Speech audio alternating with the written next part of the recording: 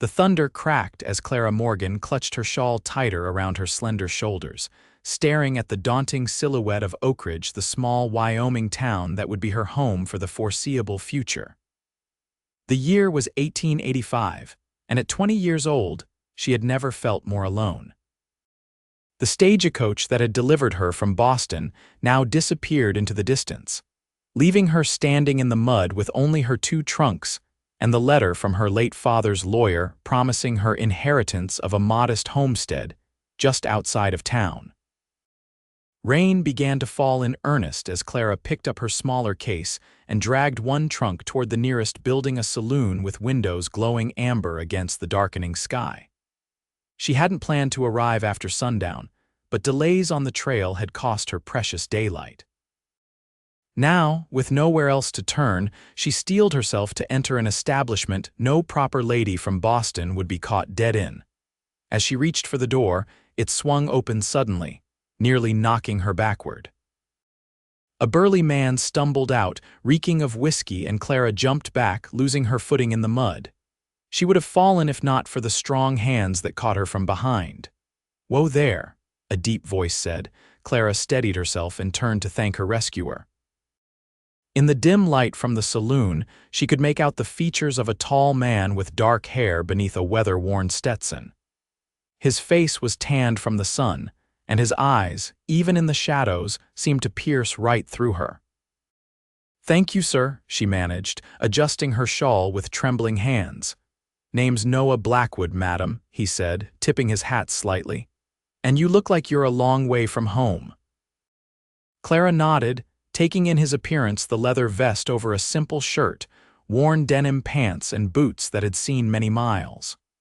A gunbelt hung at his side, though he carried himself with a quiet confidence that suggested he rarely needed to use it. "Clara Morgan," she replied. "I've just arrived from Boston. My father, he left me property here when he passed." Noah's expression softened slightly. "Morgan, you're Jonathan Morgan's daughter." Clara's eyes widened. "You knew my father?" "Everyone knew John Morgan," Noah said, glancing at her luggage. "But this is no place for his daughter to be standing in the rain. Let me help you get situated." Before she could protest, Noah had picked up both her trunks with ease. "Mrs. Holloway runs a boarding house just down the street. Respectable place for a lady. I'll walk you there." Clara hesitated only a moment before following him. What choice did she have? This town was foreign to her, and night was falling fast. She hurried to keep pace with his long strides, her boots sinking into the muddy street.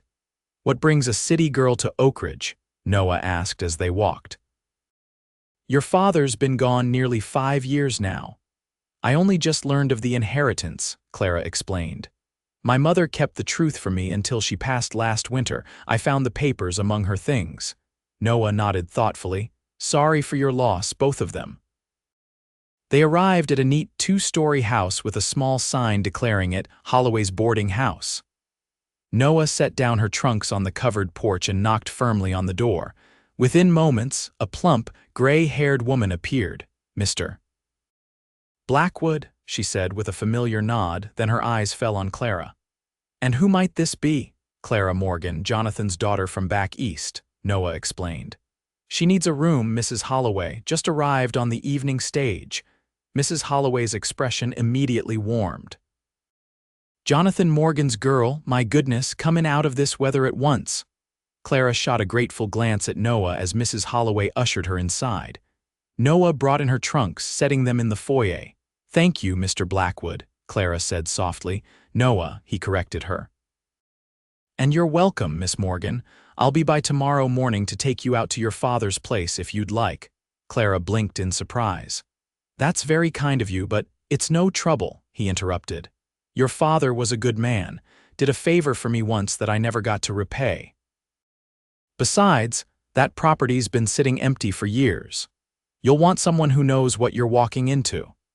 Before she could respond, he tipped his hat again and stepped back into the rain, leaving Clara to wonder about this stranger who'd known her father better than she had. The next morning dawned clear and bright, washing away the previous night's gloom. Clara had slept fitfully, her dreams filled with faceless strangers and her father's homestead, a place she'd tried to imagine 1,000 times since discovering its existence. She dressed in her most practical traveling outfit, a simple blue skirt and white blouse with a fitted jacket, and pinned her auburn hair into a practical bun. As she descended the stairs for breakfast, Mrs. Holloway informed her that Mr. Blackwood was already waiting in the parlor. Noah stood when she entered, and Clara was struck by how different he looked in daylight. His features were sharper, more defined, handsome in a rugged way that Boston men could never achieve. His dark hair curled slightly at the nape of his neck, and his eyes were a striking shade of blue that reminded her of the ocean during a storm. "Good morning, Miss Morgan," he said. "Good morning, Mr. Noah," she corrected herself. "I appreciate your assistance." After a hearty breakfast during which Mrs. Holloway regaled Clara with stories of Oakridge's founding, Noah helped Clara into a wagon he'd brought around. The town looked different in daylight, smaller but more vibrant than she'd imagined. People nodded respectfully to Noah as they passed, and Clara couldn't help but wonder what position he held in this community. "Are you the sheriff?" she asked as they left the town behind, the wagon bouncing along the rutted trail. Noah chuckled. "No, madam, just a rancher. Got a modest spread about 3 miles north of your father's place." "Then why did everyone seem to defer to you back there?" Noah was quiet for a moment, his hands steady on the reins. "I've been known to help keep the peace when needed. Sheriff Tanner can't be everywhere at once." Clara sensed there was more to it than that, but she didn't press. Instead, she turned her attention to the landscape, rolling hills covered in grass that swayed in the breeze, dotted with wildflowers that painted the prairie in splashes of color. "It's beautiful," she murmured. "Different from Boston, I imagine. Very, everything there is so contained. Here it feels endless." "That's what your father loved about it," Noah said. "He used to say the sky out here gave a man room to breathe." Clara felt a pang of sadness. "I wish I'd known him better." "He left when I was 13. My mother rarely spoke of him after that." Noah nodded thoughtfully. "He talked about you, though. Always said his little girl back east was smart as a whip and twice as pretty." Clara blushed, unprepared for the compliment. Did he ever say why he left us?" Noah's expression grew serious. "That's not my story to tell, Miss Morgan, but I think you'll find some answers at the homestead." They crested a hill and Noah pulled the wagon to a stop. "There it is," he said, pointing to a small valley below. Clara's breath caught in her throat. A modest cabin sat nestled against a backdrop of pine trees, with a small creek winding past it. A weather-beaten barn stood nearby, and what had once been a garden plot was now overgrown with wildflowers and prairie grass. "It's not much," Noah said carefully, watching her reaction. "But it's good land." "It's perfect," Clara whispered, surprising herself with how much she meant it. As they approached, Clara could see that the cabin, while structurally sound, had suffered from years of neglect. Dust and cobwebs greeted them inside, but the furnishings were sturdy and well-made. A stone fireplace dominated one wall, and windows let in streams of sunlight that illuminated dancing dust motes. "Your father built most of this furniture himself," Noah explained as Clara ran her fingers over a wooden table. "He was good with his hands." Clara nodded, trying to reconcile this new information with the distant father. She remembered a man who'd worn suits and worked at a bank in Boston before disappearing from her life. "Why did he come here?" she asked quietly. "What was he looking for?" Noah leaned against the doorframe. "Same thing most folks are looking for out here. A fresh start. Freedom to build something that's truly theirs." As they explored the property, Noah pointed out the various repairs needed: a few missing shingles on the roof, a loose board on the porch, the well that needed clearing. Clara listened intently, mentally calculating how long her modest savings would last. "I can help with some of these repairs," Noah offered, seeming to read her thoughts. "Least I can do for John's daughter." "I couldn't impose," Clara protested. "It's no imposition. Besides, neighbors help each other out here. That's how we survive." They spent the remainder of the morning clearing out the cabin. Noah showed Clara how to check for signs of animals that might have taken shelter inside during the years the place stood empty. By midday, they had opened all the windows to air out the musty smell and cleared enough space for Clara to move in properly. "Thank you," she said as they sat on the porch steps, sharing the lunch Mrs. Holloway had packed. "I don't know what I would have done without your help." Noah shrugged, his shoulders moving beneath his simple cotton shirt. "You'd have managed. You seem like a capable woman, Miss Morgan." "Clara," she corrected him with a small smile. "If I'm to call you Noah, you should call me Clara." He nodded, a hint of a smile playing at the corner of his mouth. "Clara, then." Over the next few weeks, Clara settled into a routine. She spent her days cleaning and repairing the cabin, learning to cook on the cast iron stove and exploring her father's property. Noah stopped by regularly, teaching her the basics of maintaining the homestead and helping with the heavier repairs. She learned that Noah had come to Wyoming after the war, seeking peace he couldn't find back home in Virginia. He'd built his ranch from nothing, working as a hired hand until he could afford his own land. Now he ran a modest cattle operation with the help of 2 ranch hands. One evening, as they sat on her porch watching the sunset paint the sky in brilliant oranges and pinks, Clara found the courage to ask about the letter she'd found in her father's desk addressed to her but never sent.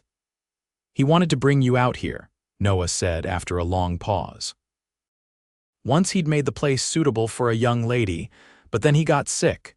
The consumption took him fast." Clara blinked back tears. "Why didn't anyone tell me, send word to Boston?" "He made me promise not to," Noah admitted. "Said your mother had built a good life there, and he didn't want to disrupt it. Asked me to look after the property until you were old enough to decide for yourself if you wanted it." Clara was quiet for a long moment, processing this revelation. "So you've been maintaining this place all these years?" Noah nodded. "Paid the taxes, kept the roof from leaking, nothing fancy." "For a stranger," she said softly. "For John's daughter," he corrected. "And John was more than just a neighbor to me.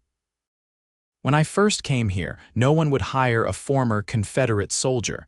Your father gave me work when others wouldn't. Never judged me for which side I fought on." Clara looked at Noah with new understanding. "Thank you for keeping your promise to him." The days grew longer as spring blossomed into summer. Clara learned the rhythms of country life, when to plant, how to predict the weather by watching the sky, which wild berries were safe to eat. She made acquaintances in town, particularly with Eliza Winters, the young schoolteacher who welcomed Clara into her small circle of friends. But it was Noah's company she found herself looking forward to most. He was steady and reliable, his quiet strength a comfort in this unfamiliar world. She caught herself watching him as he worked, admiring the way the muscles in his arms flexed as he chopped wood or mended her fence. On a particularly hot July afternoon, Noah arrived with a surprise, a young mare with a white blaze on her forehead. "You can't keep walking everywhere," he explained as Clara stared in shock. "And she's gentle enough for a beginner." "I can't accept this," Clara protested. "She's not a gift," Noah clarified. "She's a loan until you get on your feet. Besides, she needs the exercise." Clara approached the horse cautiously, reaching out to stroke her velvety nose. "Does she have a name?" "Daisy," Noah said, "on account of that white mark." Over the next several days, Noah taught Clara to ride. She fell more times than she cared to admit, but each time he was there, helping her up, encouraging her to try again. By the end of the week, she could confidently ride around her property, and Noah pronounced her ready for a longer excursion. They rode out early one morning, following the creek that ran through Clara's property up into the foothills. The summer heat hadn't yet taken hold, and the air was sweet with the scent of wildflowers. Clara had never felt so free as she did galloping across the open prairie, her hair coming loose from its pins and streaming behind her. They stopped to rest by a small pond fed by a natural spring. Noah spread a blanket on the grass, and they shared the lunch Clara had packed: fresh bread, cheese, and dried apple slices. "You're getting better at this frontier living," Noah commented as he bit into a slice of Clara's bread. Clara smiled, pleased by the compliment. I've had a good teacher. Noah leaned back on his elbows, squinting up at the cloudless sky. Your father would be proud of how you've taken to this place. I never thought I would, Clara admitted. In Boston, I felt confined, like I was living someone else's life, but here. She gestured to the vast landscape around them. Here I feel like I can breathe. Noah's eyes met hers, and something passed between them, an understanding that went beyond words.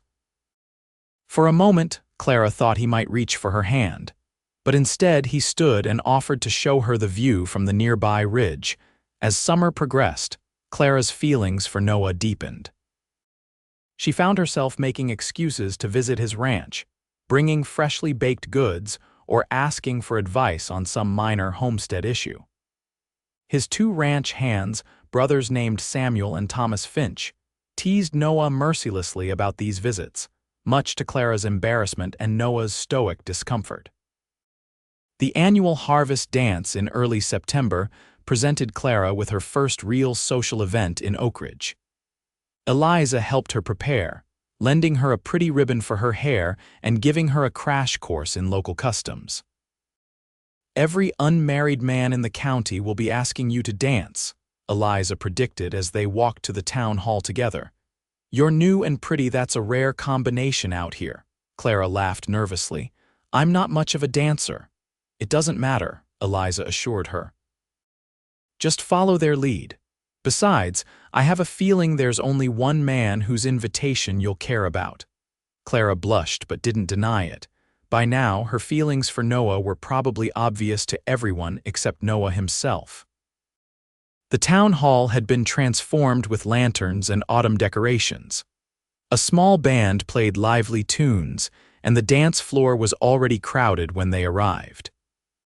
Clara spotted Noah immediately. He stood taller than most of the men, and he'd traded his usual work clothes for a clean shirt and vest that emphasized his broad shoulders.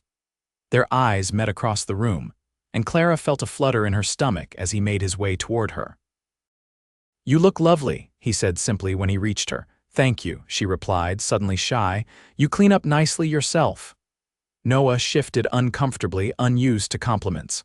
Would you care to dance? Clara nodded, allowing him to lead her onto the floor. His hand at her waist was warm and steady as they moved to the music. He was a surprisingly good dancer, guiding her confidently through the steps. Where did you learn to dance? She asked. A shadow crossed his face briefly. Before the war, my mother insisted all her sons learn proper etiquette. You have brothers? Noah nodded. 2, both gone now. Clara didn't need to ask how.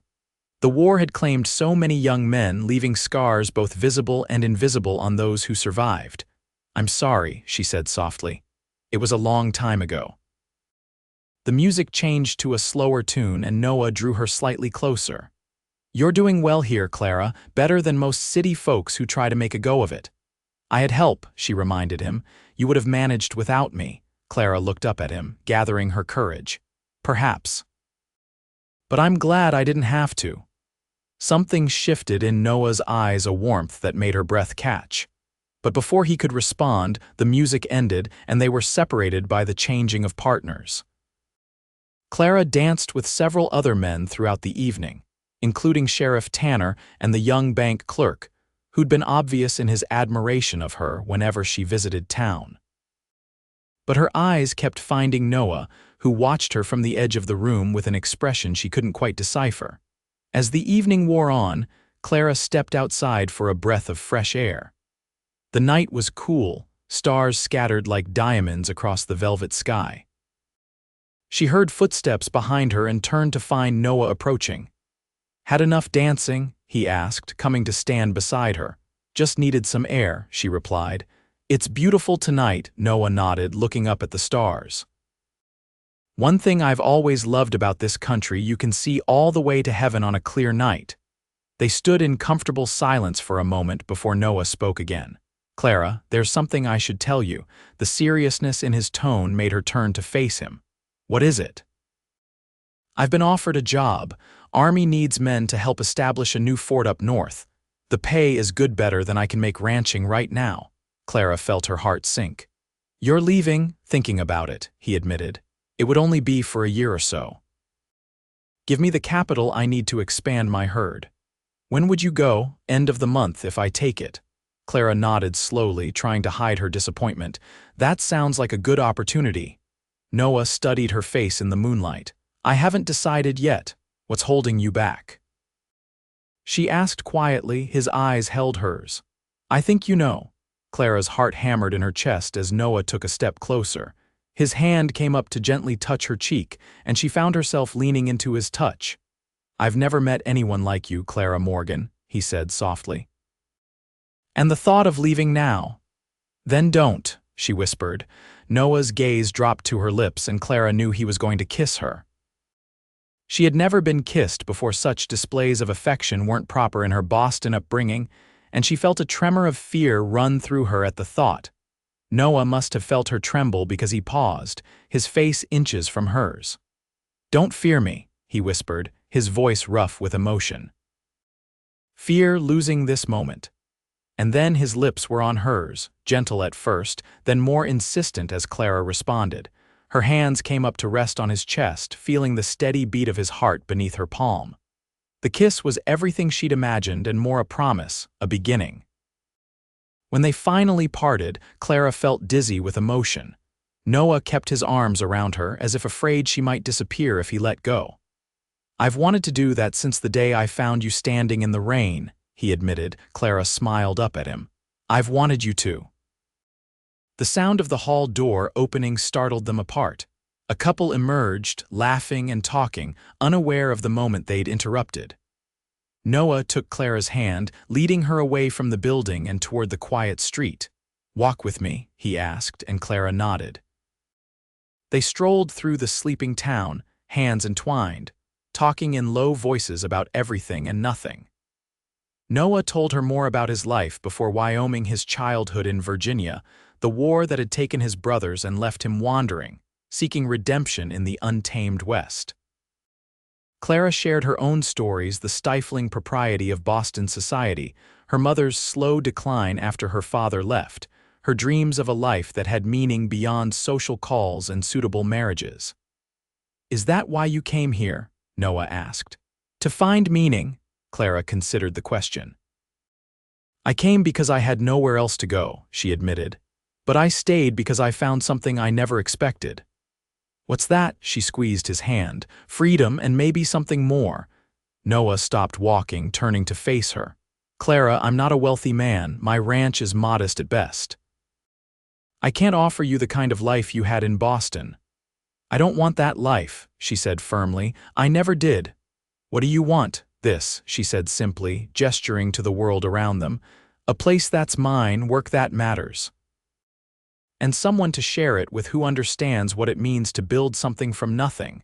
Noah's expression softened. I'm not taking that job, he said suddenly. I knew at the moment you stepped outside tonight, there's nothing up north worth leaving what I've found here. Clara's heart soared, but she forced herself to be practical. Your ranch will grow in time, he finished, and your homestead needs work too, perhaps. He hesitated. Perhaps we could help each other.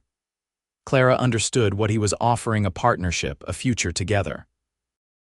I'd like that, she said softly. The weeks that followed were the happiest of Clara's life. Noah courted her properly, taking her on Sunday drives and joining her for dinner at the boarding house when she went to town. The whole community watched their courtship with approving eyes. Jonathan Morgan's daughter and Noah Blackwood made a fitting match in everyone's estimation. As autumn painted the landscape in fiery hues, Noah helped Clara harvest the small garden she'd planted. They worked side by side, their easy companionship deepening into something more profound. Each evening, before he rode back to his ranch, he would kiss her goodbye, kisses that grew increasingly difficult to end. On a crisp October evening, Noah arrived at Clara's cabin with a mysterious wooden box. They sat on the porch as the sun set, and he placed it in her hands. What's this? She asked, running her fingers over the smooth wood.